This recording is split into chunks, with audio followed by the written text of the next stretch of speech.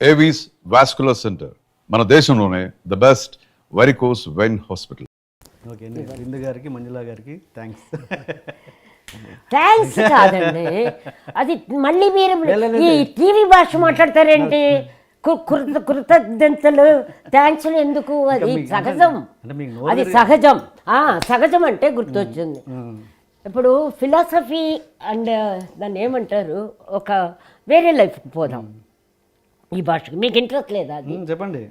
ప్రకృతి అంటాము, దేవుడు అంటాం, ఏదో ఒకటి అంటాం. ఆ టైంకి ఏ టైంకి ఏది కావాలో, ఏది రావాలో, ఏది ఇవ్వాలో, దాన్ని మా భాషలో ఏది ఇవ్వబడాలో, ఏది రాబడుతుందో, ఏది జరగబడుతుందో అని ఒక దైవ భాష. అంటే ప్రకృతి మనకి కలపటం. ఈ ప్లేస్లో మీరు ముగ్గురు కూర్చొని ఇక్కడ ఇంటర్వ్యూ చేయాలి. అది ఎలా చేయాలి? దానికి ఒక కారణం వాళ్ళిద్దరు, బిందమ్మ వాళ్ళు మంజమ్మ అనుకో. అది వాళ్ళకు కారణానికి యూజ్ చేసుకున్న ఒక స్థితి అది. ఇట్లా ఒకదానికొకటి లింక్ ఉండే బ్యాడ్ ఆర్ గుడ్, పాపం పుణ్యం అన్నీ జరుగుతాయి. దీనికి దేవుడు అక్కర్లా, మన లిస్టులో ఒకటి ఉంటాయి, ఆ లిస్టు ప్రకారం జరుగుతుంది. అలాగే ఇప్పుడు నేను ఇంత ధైర్యంగా కాన్ఫిడెన్స్గా మాట్లాడడానికి కారణం, ముందు ఒకటి పోయింది. ఏం పోయింది? ఎదురు చూడటము, ఆశ పోయింది. ఓకే, మెయిన్ అది పోయేటప్పటికి చిన్న ధైర్యము, కాన్ఫిడెన్స్ వచ్చేసింది. అవును, వద్దనుకున్నాను కదా. ధైర్యము, కాన్ఫిడెన్స్ ఎందుకు వచ్చిందంటే అది వద్దు కాబట్టి ఇది వచ్చింది. అది కావాలి అనుకుంటే నాకు భయం స్టార్ట్ అవుతుంది, ధైర్యం పోతుంది. అప్పుడు కాకపట్టడము, లేకపోతే మీకు సరే సరే అని తల ఊపడము, ఏదో సంథింగ్ అన్నీ చిల్లర పనులన్నీ చేయాల్సి వస్తుంది. ఇది వద్దు అని ఒక్క మాట తీసేటప్పటికి ఇన్ని పనులు తగ్గిపోయి కాన్ఫిడెన్స్ వస్తుంది. ఆ కాన్ఫిడెన్స్ ఎందుకు వస్తుంది అని అడిగే మెచ్యూరిటీ స్టార్ట్ అవుతుంది. నాకు చిన్న జూనియర్ ఎన్టీఆర్కి అట్లాగా అయ్యి ఉండాలని నా అనుమానం. నేను ఓపెన్ నా ఎక్స్పీరియన్స్గా నేను చెప్పగలుగుతా బాబు, అది ఎంత పెద్దవాళ్ళు హీరోలైనా ఏదైనా నాకు చిన్న బాబే కాబట్టి నేను చెప్పగలుగుతా. ఇది వచ్చి ఉండాలి ఇన్సిడెంట్. అప్పుడు ఆ ప్రకృతి ఏం చేస్తుంది, దానికి తగ్గ మనుషుల్ని తెప్పిస్తుంది, మనిషి రూపంలో. ఇప్పుడు ప్రవీణ్ అని మన తిరుపతిలో ఉన్నాడు, చిన్నవాడే. అతను హోమియోపతి ఒక చిన్న స్థితిలో ఉన్నాడు, మంచి స్థితిలో. నాకు ఆ స్థితి కావాలి అంటే, కావాలి కాదు, నాకు రావాలి అంటే నాకు తెలీదు. అప్పుడు ఒక మనిషి రూపంగా వస్తుంది. ఆ మనిషిని ఎవరికి కలిపాడు? పర్చూరి వెంకటేశ్వరరావు గారు అబ్బాయి రవి అనే అబ్బాయి మూల్యంగా అతను కలిచాడు. అతను ఒక టైప్ ఆఫ్ డివోషనల్ వెతకడము ఆ టైప్లో ఉంటాడు రవి అని, బాగా క్లోజ్ నాకు. అతను ఇతన్ని నాకు కలిపాడు. అది ఎందుకు? ఈ టైంలో నా మైండ్కి ఇవి కావాలి. అది నాకంటే గొప్పగా ఉండకూడదు, నాకంటే తక్కువగా ఉండకూడదు, ఏజ్ పెద్దగా ఉండకూడదు, అంటే నేను తల ఉంచేటట్టు ఉండకూడదు, ఏజ్ మరీ తిన్నగా ఉండకూడదు. వాళ్ళు నన్ను కమెంట్ చేసి ఇన్ని కథలు ఉండేటట్టు ఒకటి కలపాలంటే ప్రకృతి ఇతన్ని కలపాలి. అట్లా అర్థమైందా? క్లియర్గా ఉందా? అంటే చాలా కష్టం, చాలా ఈజీ అండి ఇది. ఇట్లా మీరు వెతుకుతూ పోయేదే నాకు తెలిసిన భక్తి. పూజలు అవన్నీ ఊరికే డెకరేషన్కి తప్ప. అప్పుడు వెతుకుతూ ఉంటే, సిన్సియర్గా వెతుకుతే, అప్పుడు జీసస్ ఏదో అంటాడు కదా, నువ్వు తలుపు తడతానే నేను ఓపెన్ చేస్తానంటాడు. ముందు తట్టడానికి వీడికి ఎన్ని జన్మలు పడుతుంది? అన్నీ వదిలి వీడు తలుపు తట్టాలి కదా. ఊరికే తలుపు తట్టి వస్తాడా పక్కింటోడా తలుపు పెట్టడానికి కాదు, అన్నీ వదిలిపెట్టి తెరుగు అన్నాడు.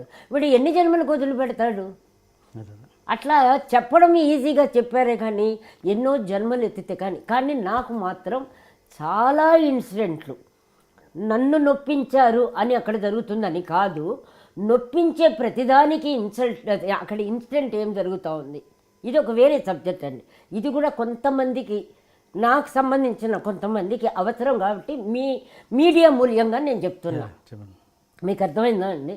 భక్తి గుడిలో లేదు అనేది ఏమో అది వద్దులేండి అసలు దాన్ని చెప్పాను కదా, దానికి కూడా ఒక వారం మొదలెడతారు ఇంకా టీవీ వాళ్ళు. రమాప్రభ భక్తి లేదన్న ఒక నలుగురు వస్తారు డొంగ డొంగ డొంగ అని.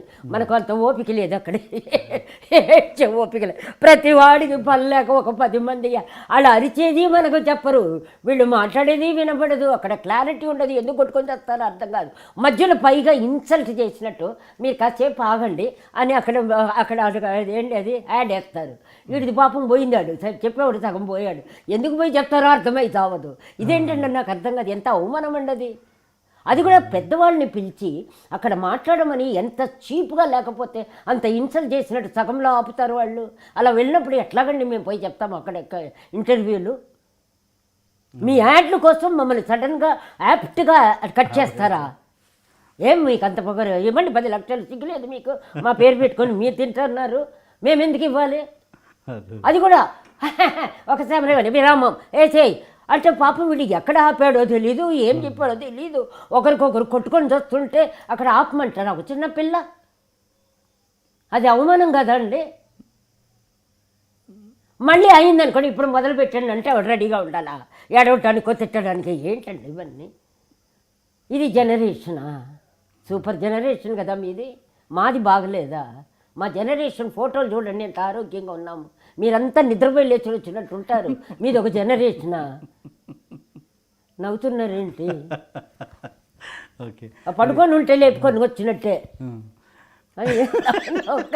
నిజంగా మేమంతా వస్తే దేవతలు వచ్చినట్టు ఉండేది. ఆ స్మెల్, ఆ రిచ్నెస్, ఆ కళ, అందరూ పడుకొని వచ్చినట్టే. ఒకే గౌన్ని ఆల్టరేషన్ చేసి అందరూ వేసుకున్నట్టు. అదే అట్లా కాదండి, కాదండి. ఇది గేలి చేయటం కాదు. మీరు మమ్మల్ని మాట్లాడే అర్హత లేదు అని చెప్పడం, వాళ్ళని ఇన్సల్ట్ చేయటం కాదు. మేము చిన్నప్పుడు అన్ని గౌన్లు వేసాం, అది కాదు. మీరు ఇన్సల్ట్ చేయకండి, హట్ చేయకండి.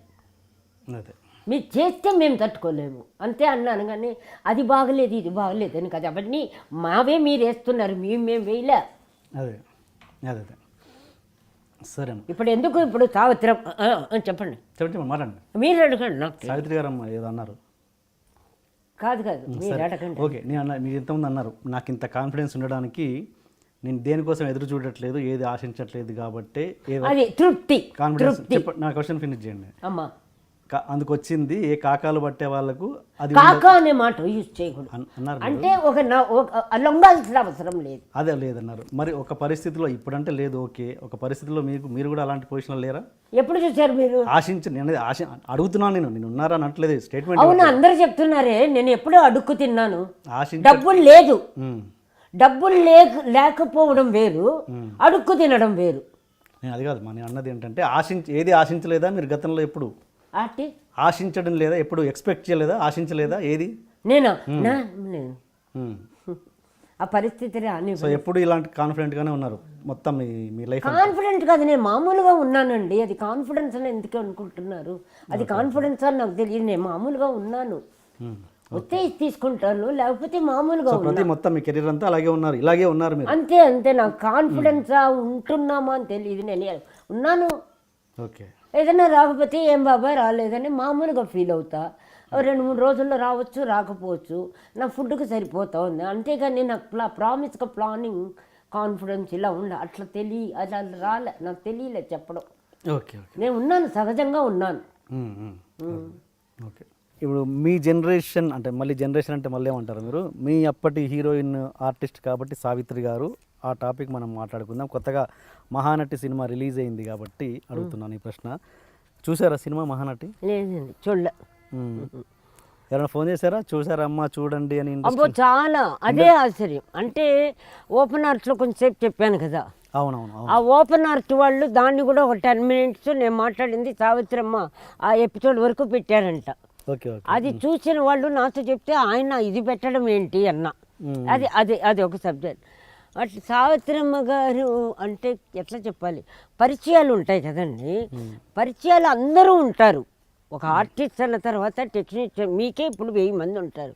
బట్ 1000 మందిలో ఏ పార్ట్కి ఎవరు, ఏ విషయానికి ఎవరు అనేది కొన్ని ఉంటాయి. అలాగే నాకు ఆవిడతో అన్ని విషయాలకు ఉన్నాయి. ఇప్పుడు నేను అక్కడ లేను. రెండోది హైదరాబాద్లో మీకు చెప్పా, మా అసోసియేషన్లోనే సూపర్గా దింపారు నన్ను. ఎక్కడి నుంచో ఎక్కడికో దింపారు ఒక బ్యాచ్. ఆ బ్యాచ్ వాళ్ళు దింపినప్పుడు ఏమవుతాను, ఈ సావిత్రమ్మ సబ్జెక్టు కూడా నేను దూరం అయిపోతున్నట్టు. అంటే ప్రతి వాళ్ళ సబ్జెక్టులో నేను ఉన్నది దూరం అవుతున్నా. లేకపోతే జమునక్క ఉంది, ఎక్కువ యాక్ట్ చేసింది అక్క. మిగతా వాళ్ళు ఎవరు లేరనుకుంటే గీతాంజలి నేనంతా దగ్గర ఒకటే. మరి నన్ను అడగాలి కదా, ఏ దాంట్లో నేను తక్కువ అని అడగలేదు నన్ను. ఇక్కడ ఉన్న హైదరాబాద్లో ఉన్న ఏ ఆర్టిస్ట్కు ఎక్కువ సంబంధం లేదు సావిత్రమ్మని. నేను ఎందుకు నన్ను అడగల? ఈగో కాదా? మీకు అర్థమైందా? అంటే సావిత్రమ్మతో అంత ఇంపార్టెంట్ నాకు ఇవ్వడం వాళ్ళకి ఇష్టం ఉండదు, వాళ్ళ ఈగో. ఒకటి. జమునక్క చాలా బాధపడుతూ ఉంది, ఆయన్ని కేర్ చేయటం లేదు. అంటే ఆ సిచ్యువేషన్లో గ్లామర్ లేదు, ఆవిడకి జనరేషన్ లేదు, ఏజ్ లేదు. అంటే ఒక గ్రూప్ లాగా తయారైపోయి ఎవరిది ఏమన్నా సినిమా తీసారా తీసుకోండి వద్దల్లా, బట్ దాంట్లో లేనివి మీరు పెట్టినప్పుడు ఏ క్యారెక్టర్ మంచిదో చెడ్డదో మాకు తెలిసినప్పుడు మేము హట్ అవుతాం, అబద్ధం అవుతుంది. దీన్ని చెప్పామనుకోండి, ఆల్రెడీ మన మీడియా వాళ్ళు రెడీగా ఉంటారు, ఎప్పుడు ఏది గెలుకుతామా ఏది పెడతామా అని. అందువల్ల ఏం చేశాను, దాని గురించి మాట్లాడడం మానేశాను, సినిమా చూడడం మానేశాను. అంటే మీకు ఎలా తప్పులున్నాయని ఎలా వేరే వాళ్ళ కథ చెప్తే తెలిసిందా మీ దాంట్లో తప్పులున్నాయి? మీరు తప్పులు రైట్లో లేదు మా, వాళ్ళు సినిమా తీశారు. 52 ఏళ్లలోనే మీకు 2.5 అవర్స్లో ఏం చూపిస్తారు? ఏ చరిత్ర? దాంట్లో మసాలా కావాలా? అసలు ఆ పాటలు ఏమన్నా మాకు సంబంధమా? ఆ మ్యూజిక్ ఏమన్నా మాకు సంబంధమా? లేటెస్ట్ మ్యూజిక్ కాదు, అది పాత మ్యూజిక్ కాదు. అదేం మ్యూజిక్ అండి ఆ సినిమాకి? అంటే నా టేస్ట్ చెప్తున్నా. ఇప్పుడు ఒకటి పాత సాంగ్స్ లాగన్నా ఉండాలి, లేదా క్యాబరే సాంగ్ అన్నా ఉండాలి. అది ఏం మ్యూజిక్ అంటే ఆ సబ్జెక్టుకు మ్యూజిక్ సగం 3 అండి, డ్రెస్అప్ సగం 3, మీరు తీసే కెమెరా యాంగిల్స్ సగం 3, వాతావరణం. ఈ 3లోనే మా యాక్టింగ్. మీరు 3లో 4 మూడ్లు దొబ్బేస్తే ఇంకేం యాక్ట్ చేస్తాం మేము? ఒకటి ఒక బాట. రెండోది ఆ సబ్జెక్ట్ సావిత్రమ్మ దాని వద్దు. మీరు మహానటి అని పేరు పెట్టిన తర్వాత ఎవరిని అడగాలి అడగకూడదని బేసిక్లోనే మీలో ఈగో ఉంది. బేసిక్లో ఎక్కడ నిజం చెప్తే నిజం తీయాల్సి వస్తుందో కాబట్టి మమ్మల్ని మీరు కలవల. ఓకే, మీరు ఆల్రెడీ సినిమాగా తీయాలని నిర్ణయించుకున్నారు, అప్పుడు అది 100% బిజినెస్సే. అక్కడేమో అక్క చెల్లెళ్ళ లోపల ప్రాబ్లమ్స్ స్టార్ట్ అవ్వాలని అనుకున్నారు, కానీ అక్కడ అవ్వదు. మీకు అర్థమైందా? 5 మెంబర్ ఇట్లా ఒక్కొక్క దానికి పర్యావసనం ఏదో మీ తెలుగులో. తర్వాత విషయం మీరు ఆలోచించటల్లా మనకెంత వస్తుంది మనకు తక్కువది ఇంతేనా? అలా ఉన్నప్పుడు ఎవరి పేరు పెట్టుకొని మీరు సంపాదించుకుంటున్నారు? ఎవరన్నా చస్తే మీరు సంపాదించుకుంటున్నారు, ఎవరన్నా పాడైపోతే మీరు సంపాదించుకుంటారు. బట్ వీళ్ళకేం వద్దా? మరి సావిత్రమ్మ పోయింది 81లో, ఆవిడికి పోయేటప్పటికి 52 ఇయర్స్. ఆవిడికి సూపర్గా తీశారు ఆవిడ్ని. పాసమల్లర్, అదే రక్త సంబంధం ఏదో ఉంది కదా, అది తమిళ్లో శివాజీ గణేశన్ యాక్ట్ చేసినాం. నేను ఉన్నాను కదండి. పెద్ద ఆవిడ ఎవరిని ఓన్ సిస్టర్ను కూడా తీయరండి, అంత బాగా ఆవిడ్ని తీర్చింది. వాళ్ళిద్దరూ అంత బాగున్నారు. ఆ బిడ్డలు కూడా 5 మంది ఎవ్రీ ఇయర్ కలుస్తారు.